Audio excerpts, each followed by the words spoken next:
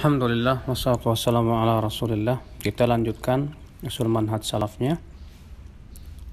Kemudian tanda ahlul hawa atau ahli bid'ah yang ketiga, yaitu mu'aradatus sunnah bil Quran, menentang sunnah dengan Al-Quran.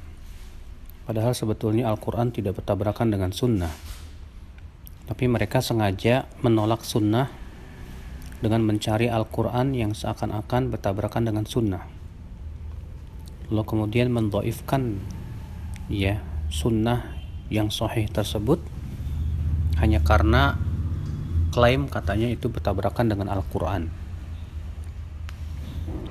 Nabi Shallallahu Alaihi Wasallam telah mengabarkan akan munculnya orang-orang yang menolak sunnah. Beliau bersabda, la yushiku rajul muttaki'an ala arikatihi yuhadditsu bihadisi. Hampir-hampir akan muncul orang yang bertelekan di atas dipan-dipannya dan ia yuhaddatsu bihadisi, disampaikan kepadanya hadis-hadisku. Fayaqul, lalu ia berkata, bainana wa bainakum kitabullah, antara kita dan antara kalian ada Al-Quran. Ma wajadana fihi min halalin istahlalnah, apa yang kita temukan dalam Al-Quran halal, ya kita halalkan.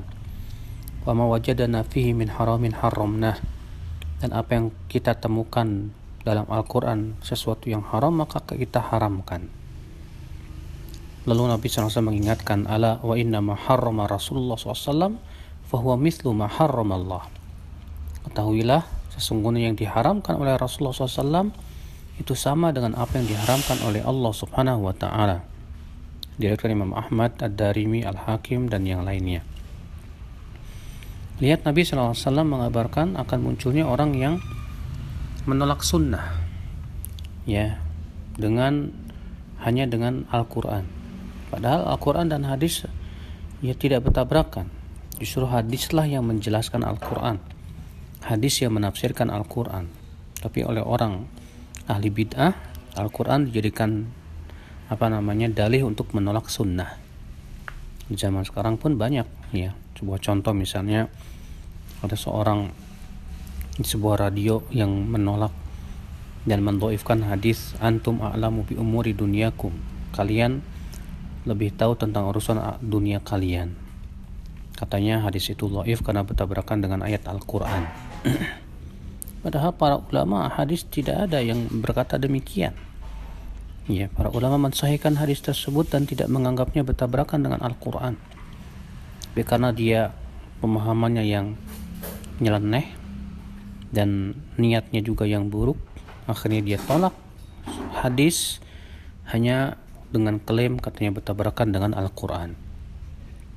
Kata Imam Al-Barbahari, idza sami'ta ar-rajula yat'an 'ala al-athar aw yaruddu al-athar aw yuridu ghayra al-athar fattahimu 'ala al-islam wa la tashukku annahu sahibu hawa mubtadi'.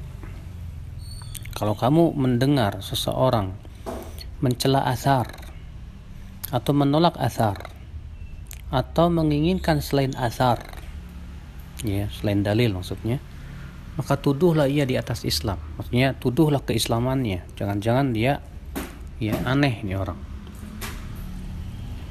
Dan jangan kamu ragukan bahwa dia seorang ahli bid'ah.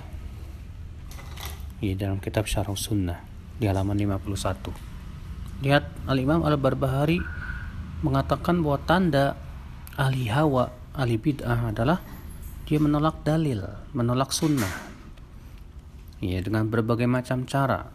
Dengan cara mencari-cari ayat yang seakan-akan bertabrakan, atau dengan perasaannya, atau dengan pendapatnya, atau dengan akalnya, atau dengan ro'yuknya, maka itu adalah merupakan tanda kalau dia itu seorang ahli bid'ah.